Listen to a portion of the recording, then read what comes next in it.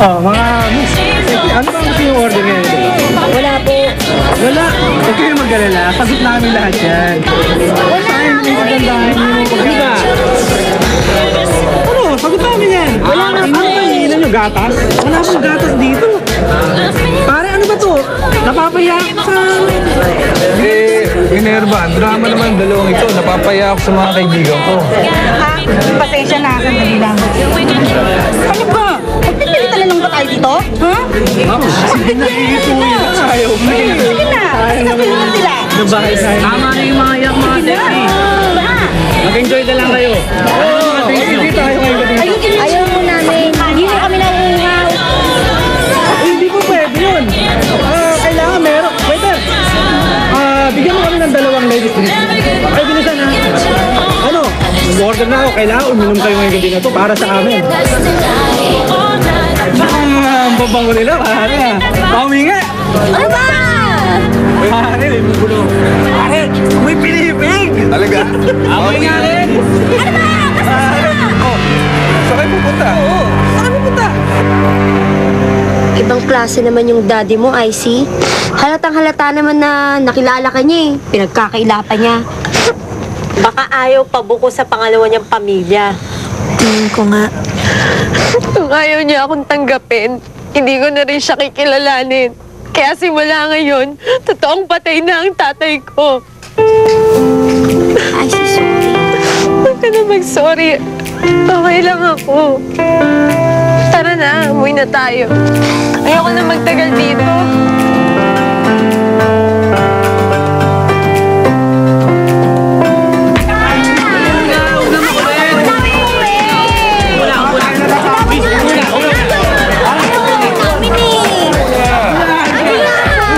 Hindi pa tapos ang party. Uuwi lang kayo pag sinabi namin uuwi kayo, okay? Mama, huwag niyo naman kami tratuhin ng ganyan. Hindi naman kami magsamang babae. Saka wala pa kayo anak na babae. Wala, pero anakan meron. Walang kikilos ng masama.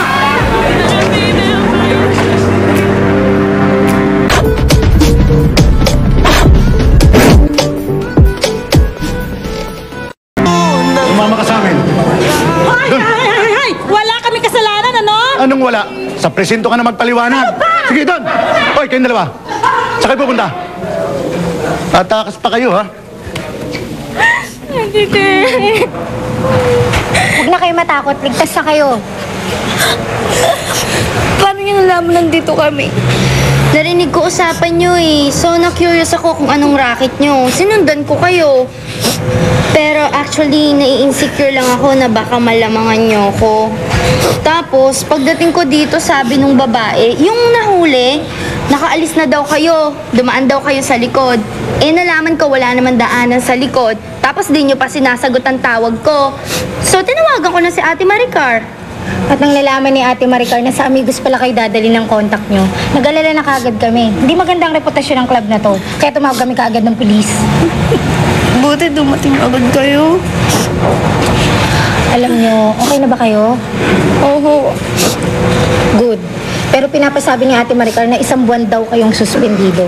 Oo. Lagot kayo. Alam nyo, matitigas kasi ang ulo nyo eh. Gusto nyo rumakit, hindi nyo naman kayo nagpapaalam. Tignan nyo nangyari sa inyo, muntik na kayo mapahamak. Pasensya na ho. Hindi na ho mauulit.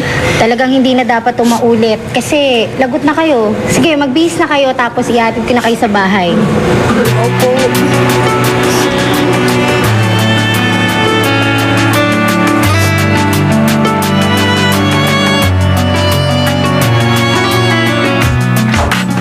Kumusta si IC?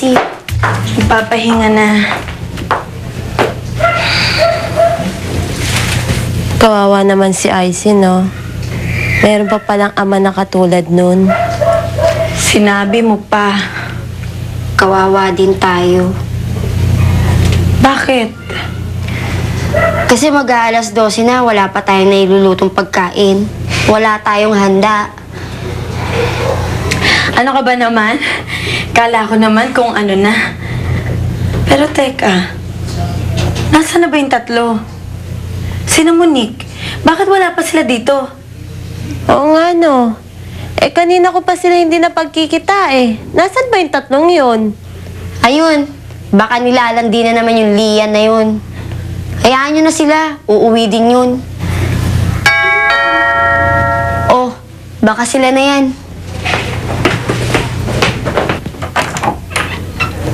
Si Monique, Wala dito, bakit? bibili sana ako ng paputok eh. Meron pa ba? Paputok! Nagtitinda si Monique ng paputok? Bakit? Di nyo ba alam?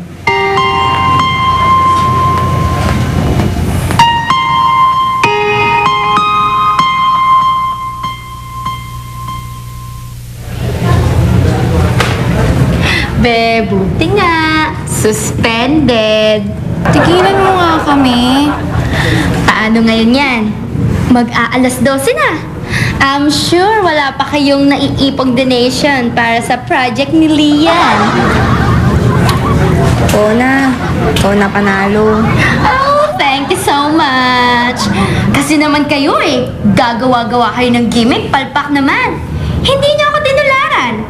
Bakit? Ano bang racket mo? Dali. Oh, ano pang hinihintay niyo? Umuwi na tayo. Halina raw kayo, umuwi na tayo. Tara. ng mga pangarap. Hi, girls! We're home na. Buti naman. O, Jopay, ba't ganyan ang tono mo? Galit ka ba? Paano kasi Ate Tet, yung babaeng yan, may ginawa na namang kagagahan. Oo nga. Buti na lang nalaman namin kagad. Kung hindi, baka nahuli na yan ng pulis o nasunugan na kami. Anong pinagsasabi niyo? Monique, sa'yo ba to? Hindi saan galing yan? Bakit may ganyan dito? Bawal yan Bawal talaga yan. Kaya huwag ka na magsinungaling. Sa'yo to, diba? Monique? Sorry. Gusto ko lang naman tulungan si Lian Buti na lang hindi kayo nasunugan at nabuking ka kaagad ng mga kasama mo. Eh, paano kung may nangyari dito sa bahay niyo? Sorry. O sige, tinatanggap ko na yung sorry mo. Pero dapat turuan ka ng leksyon. Sasabihin ko kay Ate Maricar na pati ikaw, suspendihin.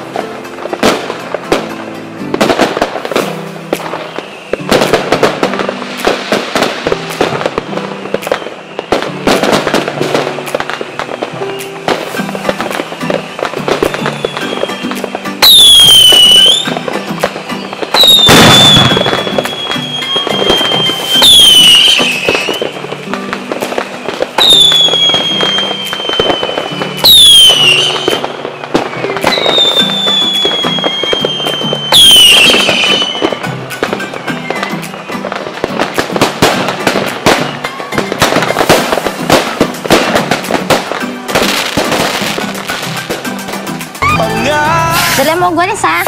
Kaya pa tayo liligpitin. Una po. Nakakainis? Bakit? Eh paano? Imbes na kumita ako, inabunuhan ko pa yung paputok na tinapon nila Rochelle. Eh di paano ba yan? Pare-pareha tayong na zero kay Lian. Which means, wala ni isa man ang nanalo sa atin. So, pwede na ulit ako magpakyot. Okay! O sige, tara. Hanapin na natin. Sige. Sige, iwanan mo na lang dyan yan. Sige. Hi, girls! Hi! Nasaan na nga pala yung donations na sinasabi nyo? Sorry Nag-evaporate na kasi. Pumalpa kasi yung fundraising projects namin. Di ba, girls? Oo nga. Sorry Ganon. Oh. Oh well, okay lang yun. Anyway, si Nadine nga pala. Si Cheche, si Jolan, saka si Monique. Hi. Sister mo? Hindi. Alam ko na. Cousin mo, no? Kasintahan. Kasintahan? May girlfriend ka na?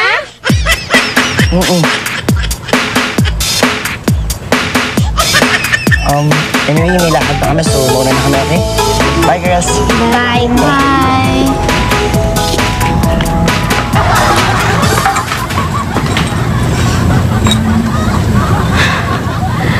Dami-daming palpak na nangyayari. Nasuspend na tayo. Tapos may girlfriend pa siya. Oo nga. Kawawa naman heart. Muntik pa akong secret.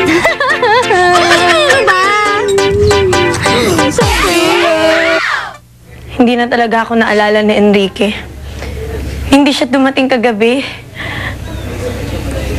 Baka naman may emergency nangyari. Eh di sana tumawag siya. Sa bagay, ano namang nangyari dun? Wala. Nakalimutan lang ako. Siguro subsub sa trabaho. Bakit hindi mo munang hintay magpaliwanag si Enrique bago ka mag-isip ng kung ano-ano dyan? Hindi na. Ayoko na. Anong ayaw mo na? Makikipag-break na ako sa kanya.